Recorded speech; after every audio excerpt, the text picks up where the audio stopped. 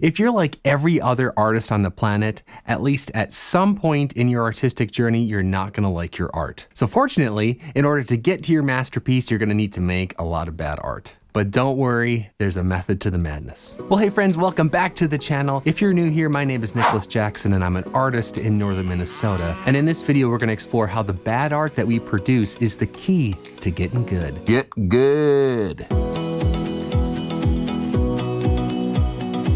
So if you want to make a masterpiece, you need to get used to making bad art. I think there's something to be said about there being hundreds, if not thousands, of bad art in each of us as artists. And this is simply because art is a journey and we each have to start somewhere. So here is some of the artwork that I made when I was young. And here is the artwork that I make today.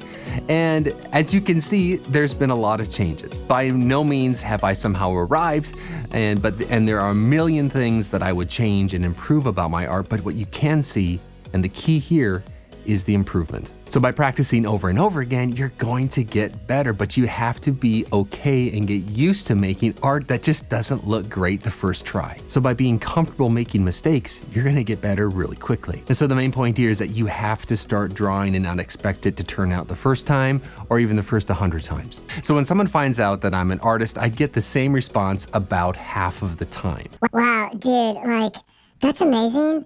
I can't even draw a stick figure. So my immediate thought is, well, have you been practicing art? Have you put the time in? Well, of course you can only draw a stick figure. This is something that takes a lot of work and a lot of practice. It doesn't just happen. So the first thing you need to do is just to show up. Be willing to make art on a regular basis and work to improve yourself. So if you're making art on a regular basis, half the battle is over. Well done. So my next tip is to use a sketchbook that nobody's gonna see. So have you ever looked at a canvas or a blank sheet of paper and you're like, I am going to mess this up. I'm gonna make it worse. I get that kind of blank canvas anxiety. So what I recommend is that you actually have a sketchbook that you work on regularly to just work on the stuff that you're trying to improve at specifically. So let's say you want to draw a hand, okay? You're gonna open up your sketchbook and you're gonna start drawing hands. You're gonna look at hands and you're gonna put this in your sketchbook that only you are gonna see. And so it takes the anxiety out of like, what if somebody sees how badly I draw hands? So if you have this quote unquote secret drawing sketchbook, it'll just give you a little bit of freedom to go ahead and make some mistakes. So the fear of not making a masterpiece can just hinder us and you can almost prevent you from stopping making art. So in this sketchbook, I want you to draw something that you've never drawn before. Work on something that is hard and that you're struggling with when you're working on your other pieces. And so if you go into this with the expectation that you're learning, you're actually gonna feel a lot better about how it turns out and the results and just look at it with a different lens. So the next step would be just to have fun. Stop taking yourself so seriously. Be a student and just allow yourself to learn something and don't let the fear of something not turning out really well stop you from actually making it. Have you been in a room with somebody, like kind of the moment they come in, they kind of suck the joy out of the room? Well, don't be that person to yourself. Don't do that to yourself when you're trying to make something. And so the next time that you actually are gonna make something, just tell yourself, you know what, this is strictly for fun. If it doesn't turn out, it's gonna be okay. I'm just gonna enjoy myself. Making art should be a good time. And so the secret here is that the more you're just making something, the more that you're gonna improve.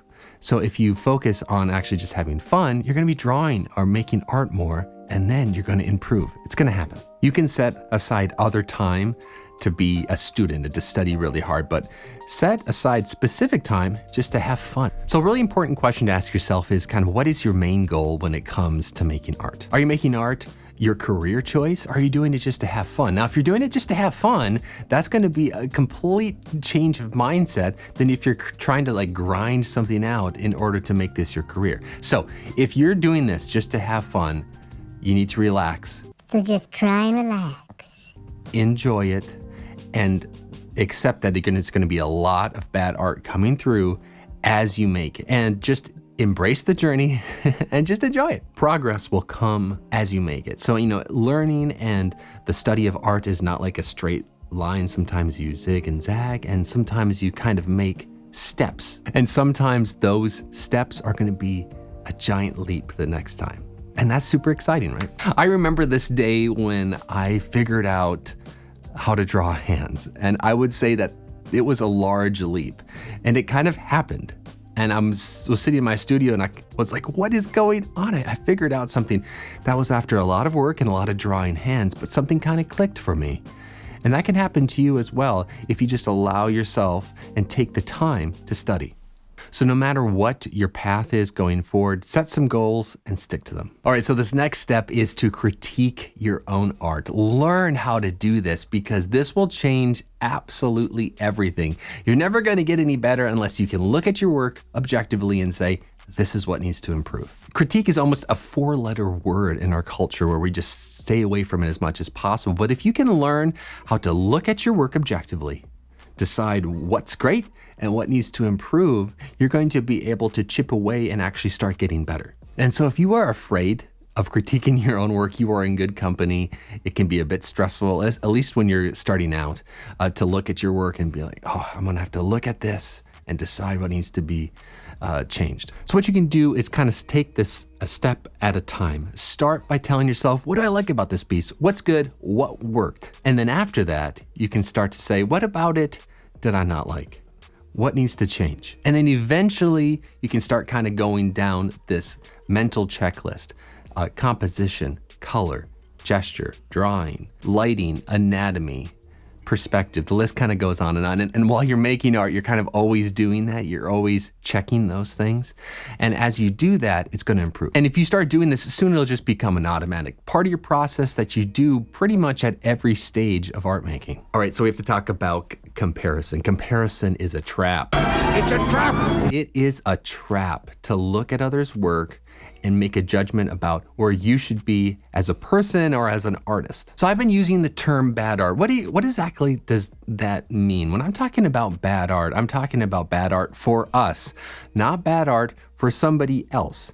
We are all at our own stages and in our own journey and working on our own specific things when it comes to art. So stop comparing yourself to other people because that's not helpful. And we're not talking about bad art comparing ourselves to another artist. So when I go on Instagram, sometimes I can get depressed. I can look at people's artwork and I'm just like, are you serious? They're so good. They are so good. I follow so many amazing artists that are unbelievable at their craft. While this can be encouraging to be like, my goodness, I'm just so impressed and in love with this beautiful artwork, it can also just kind of be like, I'm never gonna be that good. Well, that's what we gotta try to avoid. When you're looking at artwork on Instagram or on Facebook or ArtStation or DeviantArt, if you're on those platforms, be specific about enjoying it and learning from it and not comparing yourself to it. So don't let comparison kind of bind you up and cripple your art making. So there you go. There are some of my ideas about making bad art in order to make good art. Now you need to go out and just draw something, make some more art. You're gonna get better, I promise. Most of us have to make a lot of bad art, and I've made a lot of bad art in order to get where I'm at today. And I'm still gonna make some bad art as I'm moving forward. And just remember that you're going to improve kind of one step at a time. So the next time you make something that just isn't very good, remember what we talked about today. Yes, you are fantastic. Remember that you are valuable and that you're loved. We'll see you next time.